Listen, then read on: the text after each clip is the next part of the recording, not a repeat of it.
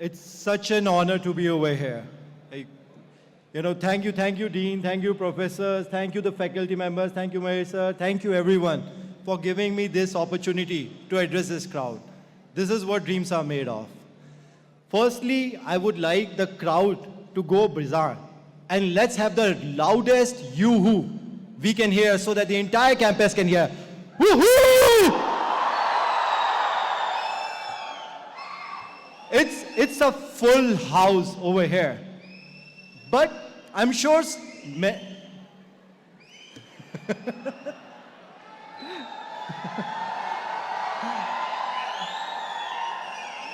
Okay, I see the hooting culture continues.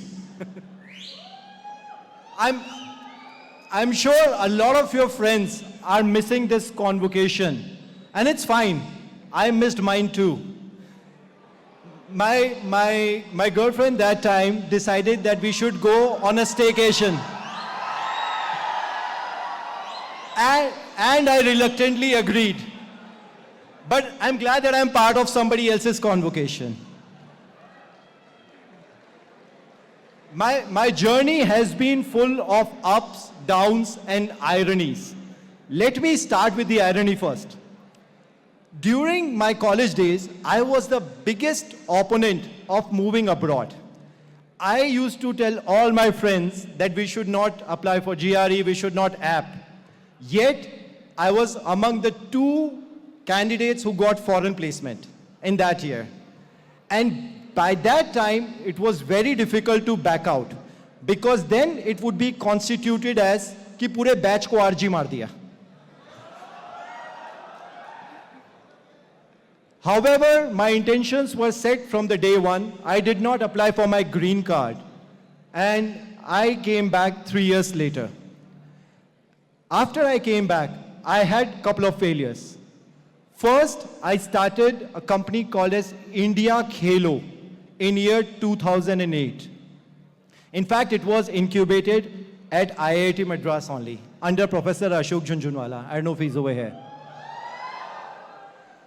At India Khelo, we used to teach school students about fitness and sports. But whenever we would approach a school, the principals would say, why you IITians are training on fitness and sports? You should be teaching maths and science. And because of that, it didn't go at many places. However, a decade later, Government of India is doing the exact same thing under the name of Khelo India.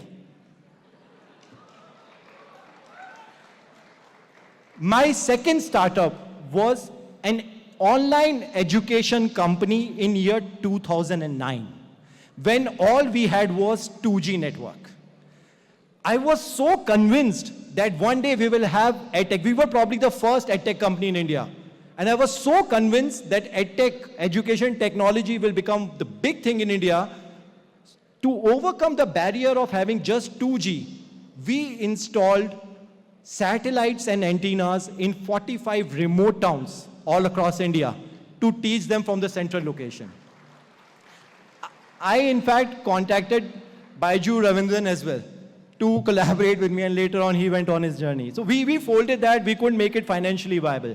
Then, along with my brothers, we started EaseMyTrip, which has grown to become the second largest travel portal in India. But we did so without taking any penny from any investor.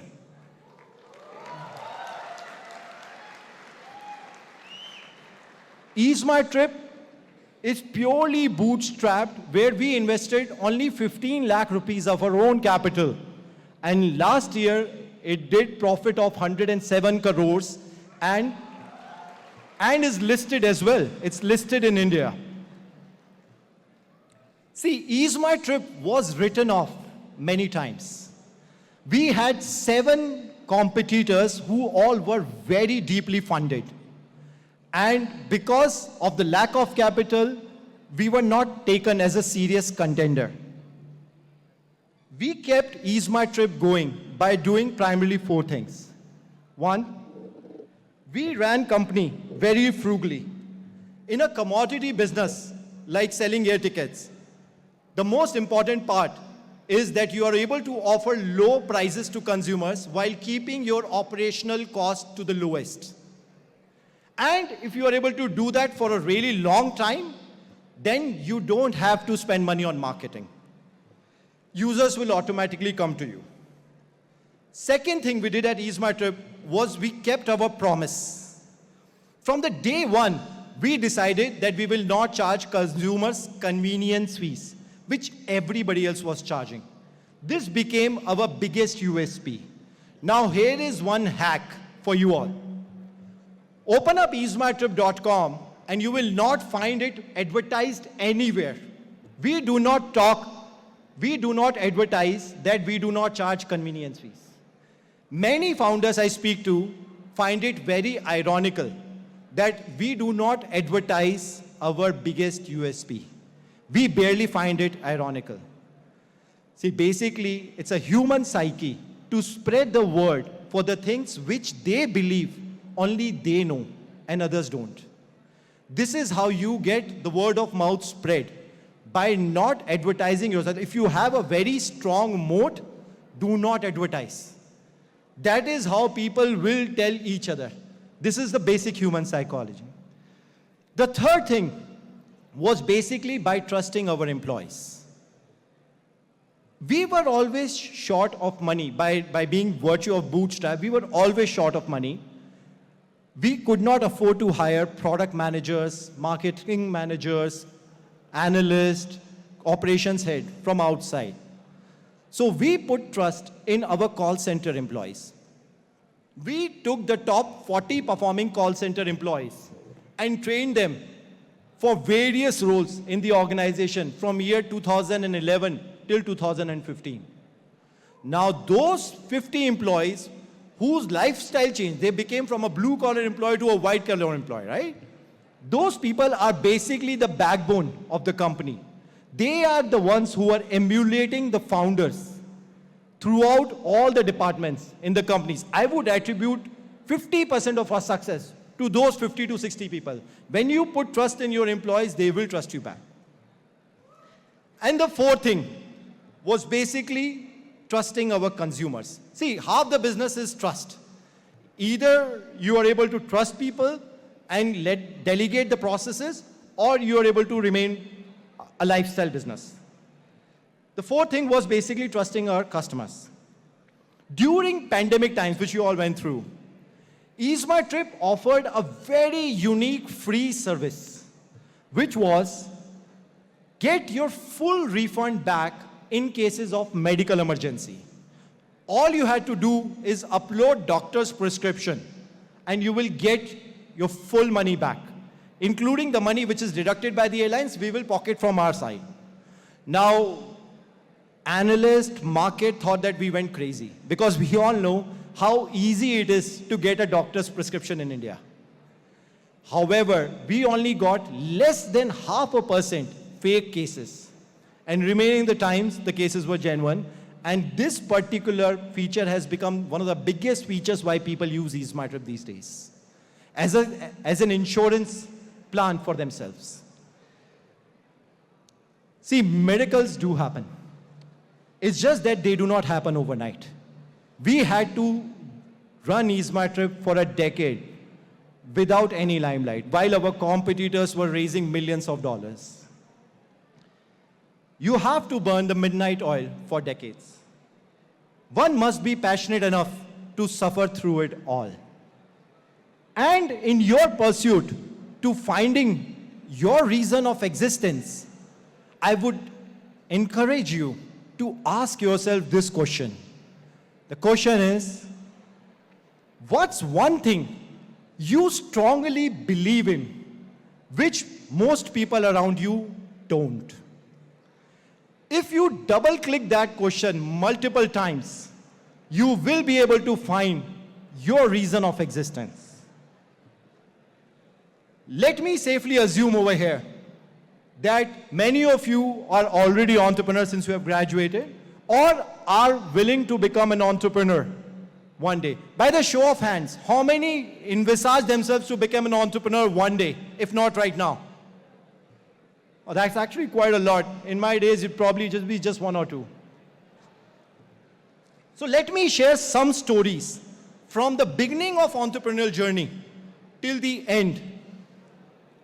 First, in your entrepreneurship, do not be afraid to fail few times. I'll give you a story around it. Back in my school days, me and my friend Prasanna, we used to study together for IIT coaching. Do we have some Prasanna over here?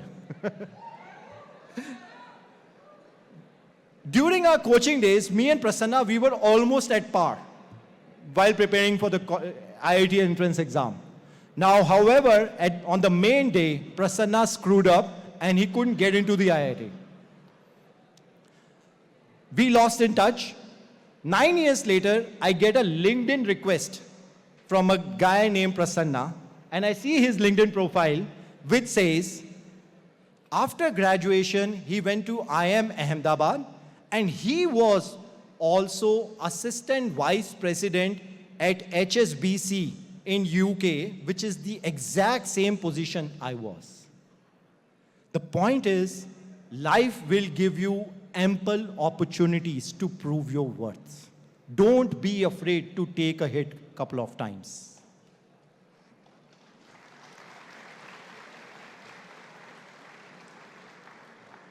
See, running a startup is basically taking a bet of 10% with 100 times payoff. Now, in order to earn that 100 times payoff, you need to be willing to be failed at least 10 times. This is how this world works. You have to dust yourself up again to be able to try it one more time. Moreover, you will leave your legacy not by your failures, but by the last success you have. You don't need to succeed every time, but the last time and the only time. And we have to learn to live with our mistakes. As Gary Kasparov once said, that the biggest mistake people play while playing chess is they try to undo the last move. While once the mistake is made, you have to have a fresh outlook that it's a new game altogether.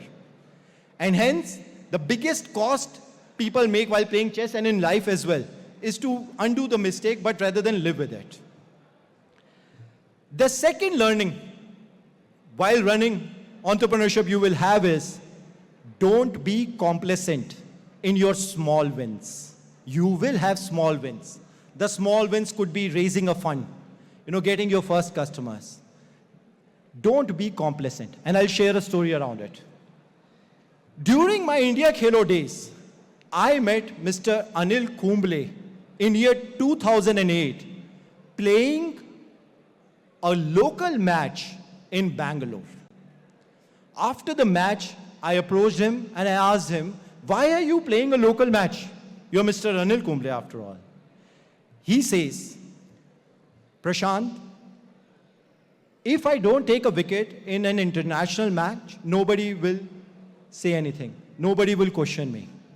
But in these local matches, if I get smashed 4s and 6s, imagine the kind of shame I will bring to myself. This is what legends are made of. You have to find ways to keep the pressure on yourself. And if you are going to be running a startup, the odds are tremendously stacked against you. You have to try to become a legend, not just be great. The third lesson or story around is that once you succeed, please don't take yourself too seriously.